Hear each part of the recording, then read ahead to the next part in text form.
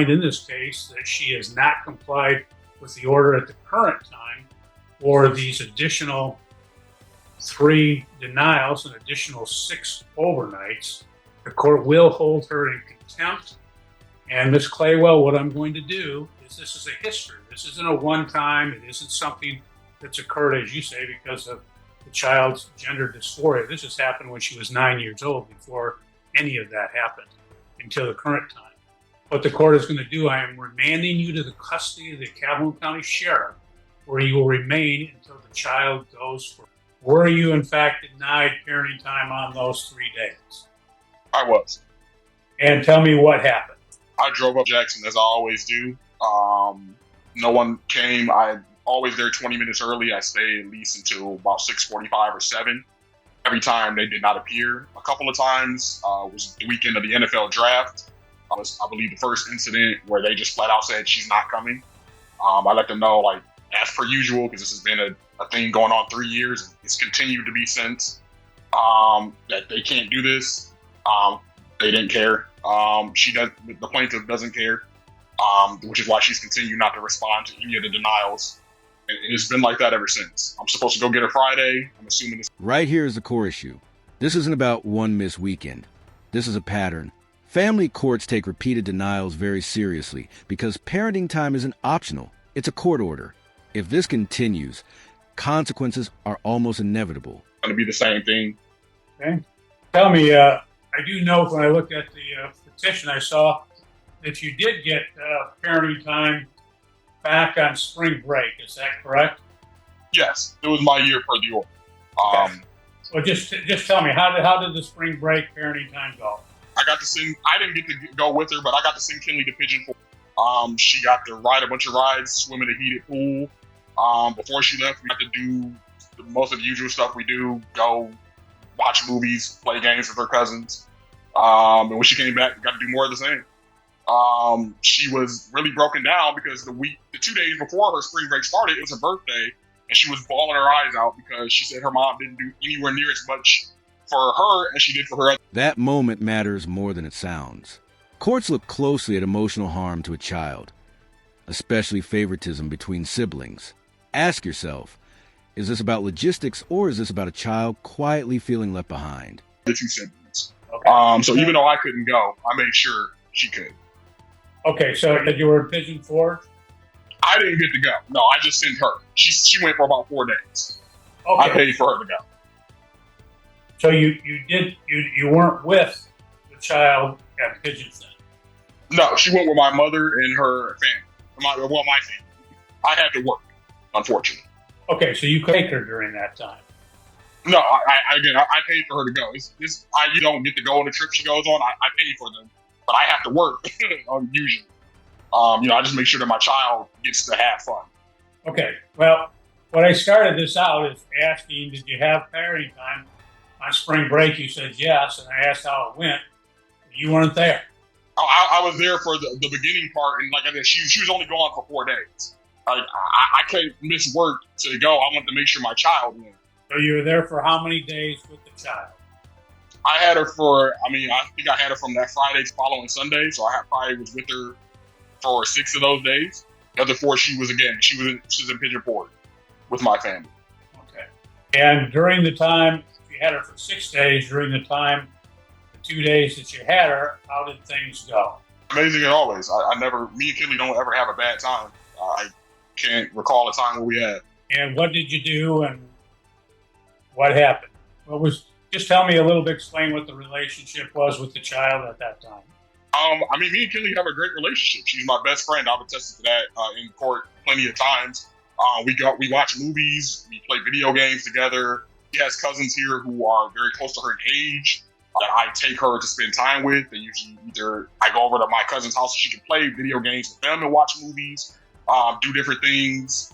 Or I take her different places. We also own a hot dog cart where we do a lot of kid-friendly events that she gets to go to for free. That weekend, we weren't running a hot dog cart, but we went to see a couple of movies. Other than that, she shops at Five Below nearly every day. We went to do that. Pretty much the usual thing we do. It's just whatever Kinley wants to do and hang out. When you were with the child, explain to me, did you, I guess, demonstrate to her, did you was there a relationship with her? I mean, were there any hugs, kisses? How would you explain any of that? I mean, she's my daughter. We hug. There's nothing other than that. Usual thing, she usually grips me as soon as she gets in the car. She'll hug me immediately before I can even get an arm around her. Other than that, I would say no. She's my one and only child. I've been in her life since she was 1 year old. Other than that, there was nothing out of the ordinary. There usually never is. No, I'm just wondering if there's any signs of affection and that. Oh yeah, I don't know. She calls her. Oh no, she calls herself Josh Jr. I just saw some pictures of her recently where I'm like, that's my twin. We're extremely close. She steals a lot of my clothes. A lot. Last year when I had to pick her up from school, she was in a Fresh Prince of Bel-Air jersey that she stole out of my closet. This testimony is doing something strategic. He's not just saying, I love my kid. He's painting consistency, routine, and bonding. Judges listen for stability, not perfection. Do you find this convincing so far? We're two peas in a pod. That's why I've gone through these lengths to spend time with her because I miss her terribly. Anything else that you'd like to tell me, sir? I mean, this has continued into the summer. There have been 3 more denials since that have been filed by Ms. Finch that have already been sent off. Ms. Slaywell has ignored all of them. She has told me on multiple occasions she does not care what the court does. She will not let me see Kinley when she feels like it. There are witnesses who I've brought in who can attest to this. There are videos, phone recordings, constant harassment that I received. At one point I had to buy Kinley a phone because she refused to let me speak to her. They then destroyed the phone because they kept saying I was trying to track them. Because we're so close to tell you, I'm not driving to Battle Creek unless, again, you guys order me to, or unless I have to pick her up for something. So the fact that they keep doing this to isolate her from her entire family, I just don't understand it. Kinley loves football. They made sure she missed the NFL draft. I had tickets for her to go to a wrestling show that she begged me to go to. She was really upset when she didn't get to go to the one that was in Detroit last. So I promised her I would take her to the one in Toledo. I had the tickets. They were very cheap, only $50. And I had these ready for it. I haven't seen her since. She's going to be devastated when she realizes she missed all of these things. And Ms. Claywell is aware of all this. So I don't understand why this continues to happen, but I'm hoping that it's going to be rectified. Okay. Ms. Claywell, you have opportunity to ask Mr. Sykes any questions if you wish. No questions? Okay, Ms. Sykes, I'm going to have you raise your right hand and be sworn in, and then we'll proceed. I do. Ma'am, you've heard Mr. Sykes give a rendition of what happened over spring break, as well as the denials of the 3 weekends, and apparently there are 3 additional weekends that have been denied since the front of the court filed that initial petition. What's your response to his? So he is correct in the fact that Kinley has not been out for her visitation since spring break. That is primarily the choice, not only the choice, but refusal from the child to go for the visitation. The child has adamantly refused, has threatened to run away and go to my parents' house and hide if I try to take her there. She wouldn't come with us today, even into the courthouse, scared that she was going to have to go with him at the end of the session. So I had to have a babysitter arranged, and has just been displaying some very out of the ordinary behavior that I haven't seen before. So this newfound rejection of her going out there is something. Here's where cases like this get complicated. A child refusing visitation doesn't automatically excuse a parent from following the order. The legal question becomes, did the parent actively facilitate the visit or allow the refusal to happen? That I would just like to have explored. I don't have a reason behind the fact that it's coming from a child of the reasons why she does not want to go out there. But I have done my best to try to get some type of reunification going. I do ask every single time it is his awarded time if she would be willing to go, and we do have those discussions, and I try to encourage that. He most recent occasion that we were speaking of, the day that the first weekend that she missed visitation was the day that she refused to go. She told me flat out, I am not going out there. And I told her that we don't have a choice, that it was the court's decision. And she told me that's when she told me that she was going to run away. I handled the situation in which I contacted Mr. Sykes to let him know that there was, a modification in what Kinley had originally agreed to in the visitation. We did go to crisis intervention with Summit Point and had a discussion with them. Kinley did answer the phone when Mr. Sykes gave us a call to try to speak to him to explain why she did not want to come. And he screamed through the phone at her, "Give the phone to your mom." At that point, she was no longer willing to speak to him. She locked herself in her room for 2 hours, and it took me a while to get her to even defrost from that situation. So ongoing, we've been doing therapy, we've been doing medication, we've been doing numerous things to try to reconcile some type of either relationship or conversation before she is expected to just go out there without any type of, witnesses or observation. Mr. Sykes explained how the parenting time went over spring break. Yes. Sounds like that it was a good spring break. It sounded like it was a good time. So it was actually the weekend prior that triggered it. I encouraged her over and over and over, and I feel like it was like my adamancy of her going to have that vacation with her family. The weekend prior, at drop-off, she got into the vehicle being our vehicle, and just broke down in tears. Wouldn't really go over or in depth explain what was going on. We asked what was wrong, and she just said, "I'm not going back out there," and wouldn't really open up.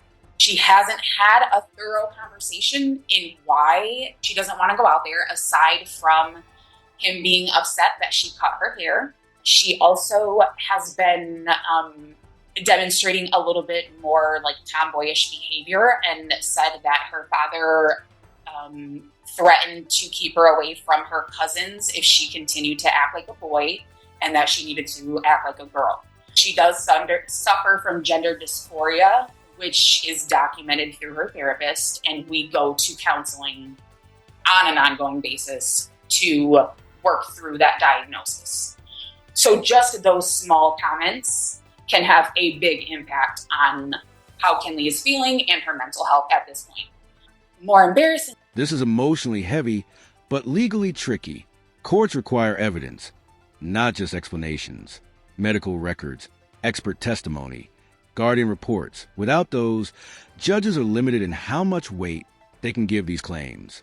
She's coming into maturity and is about to start her period. She does not want to start her period with her father. She would like to go through that experience with her mother, which I respect. I have no control. I have no knowledge to know when exactly that will occur.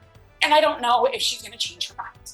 So what you're saying is then we never let her go with her father because we don't know when that's going to happen. Absolutely not. I am totally open into any type of reunification process. I just don't think it should be abrupt, and she should be expected to just resume as normal.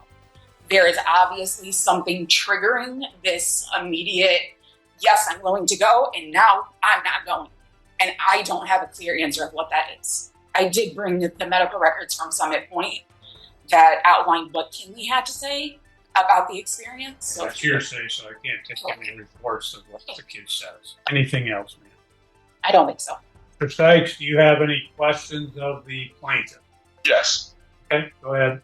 Ms. Claywell, you're aware that my mother is a healthcare professional, and Kinley has been going to therapy for years. How is it that you are treating her without any of her other family, with her, other side of her family's mental health history? If that wasn't provided to the medical health provider, that has nothing to do with me. I can only treat what I'm in control of. So we do her mental health treatment as I feel you should while she's in your care. Understood, and I definitely understand that. But, there have been times before our relationship broke down where we could have, again, easily worked together, or if you didn't want to speak to me directly, you could have spoken to her or other people. Sir, this is a time to ask questions, not make No problem. I apologize. The only other question I have is, when I did make contact, you stated none of this was going on. Instead, every time I tried to make contact, none of this was stated. Why is that? Why is all it the not a information that response you gave as to why Kinley was not coming, you told us none of this was provided. I actually filed a mediation through the court so that we didn't have to speak directly with each other, since we tend not to come to mutual agreements easily. The day that we had a disagreement on when would be the next time you would have your visitation is the day that I personally came in and asked for a mediation so that we could have a discussion and try to figure out a happy medium for all of the parties involved, hopefully including Kinley. I have no other questions, Your Honor. Okay. Any other, I guess I'll ask you, Ms. Claywell, any other witnesses? As to the Just asking if you have witnesses. No, I do. Mr. Sykes, do you have any other witnesses? No, sir. Thank you. Any closing argument, Mr. Sykes? Yes, please, sir. Go ahead. Ms. Claywell has, for several years, before Kinley entered any sort of puberty or had any proposed gender issues, has been keeping her from me unless she decides that she wants to do something that needed a babysitter, which is why I got a parenting time order in the first place. The child she is describing, I have never seen in my life. As you can attest from discussing her time during spring break, she gets literally whatever she wants. She will go, Dad, Grandma, give me this, give me that. Even if on the rare chance I go, hey, you don't need that, she'll just go to her grandma or her grandpa, get it, and then poke fun at me the entire time because she got it. This is someone who I've had the pleasure to start teaching how to make films, who I've gotten to share a bunch of the things I grew up watching with her, and she shares the things that she loves, and we've always bonded closer and closer over that. Somehow, despite her mom always putting friction or between us on proposed reasons why she can't come. None of these things, I've never seen any of this from Kate. I've never threatened her. She doesn't get in trouble. The only time that I discussed with her any haircut was because, and this should be noted in the court because I brought it up and brought pictures, when Kinley had longer hair, her mother refused to comb. She would come down here with either a hat on or nothing on it. It's matted like a bird's nest, as if birds are nesting in my child's head. Kinley's tender-headed, so she didn't love getting her hair done. But, I would usually sit with her, help my mom do it, pay for someone to do it and sit with her, hold her hand when it hurts, and every time she loved me. Ms. Claywell's reasoning for never doing her hair was because she's not African-American, and she doesn't know how to do that. So that's why she cut her hair off. Ms. Claywell has 2 other African-American children who don't have this problem with their hair. And that is why I was upset, because I had been talking to Kinley about, hey, you got to keep your hair up, even when you cut it, because she still doesn't pick it out. She doesn't put any oil on the things she has to do. It doesn't matter if her hair is cut or not. There are plenty of people that I know, women with shorter cut hair. Kinley loves TLC, and her favorite is T-Bot. She's a woman with short cut hair like Kinley. There's been no issue with Kinley's haircut other than me being upset with her mother about not keeping her hair up, regardless of what the style is. Okay, and this is going back to Kinley's hygiene. These are all things I've gone over with Miss Claywell. Miss Claywell is adamant about me not seeing her, even though I provide things that Miss Claywell doesn't, and she knows that. But she kept her out of school 3 days a week all year. And I'm the one who has to, from an hour and a half away, send Kinley's homework in while she's on spring break while helping her do it. So it's just that if these have been lies that Miss Claywell just used, if all of this was a thing, she could have just responded to all the denial. She hasn't responded to any of them. None of them. As recent as this week, I just got one she refused to respond to. I just want to spend time with my child. Like I said, she missed out on the events that I know she wants. She's going to be upset she didn't get to see Patrick Mahomes' championship rings. And that's not my fault. And these reasons Miss Claywell is creating are simply not true. Thank you. Ms. Claywell, any closing? I would just like to state that he's proven my points as to my concern about why Kinley is choosing she's not able, but she is choosing not to continue to see and have these visitations without some type of conversation ahead of time about what she is going to expect when she does go out there. All of the behavior is, I've been complying with the order up until now. Now my child has made a drastic change that concerns me. I have come to the courts. I would like to come up with some type of agreement, arrangement, anything where my child feels comfortable in returning. I have no idea on a time frame, which is the only reason that I haven't had a chance to respond to the most recent complaint for parenting time, because I wanted to have a discussion now to see if the court order would be changing or amending in the future, or if we had come to some type of arrangement here today that would satisfy all of the concerns all of us have. The time that she is missing, if it is ordered by the court, I'm more than willing to have her make that up at a later time throughout the year and to provide those opportunities. But I also need that to be decided on and worked towards, hopefully kind of working up towards that and not just resuming the court order as expected. Anything else? No, thank you. Anything else, Mr. Sykes? I would just plead with you, sir, to please order Miss Claywell to bring me or bring my child to me as soon as possible, so I can at least salvage somewhat of the summer I have left with her.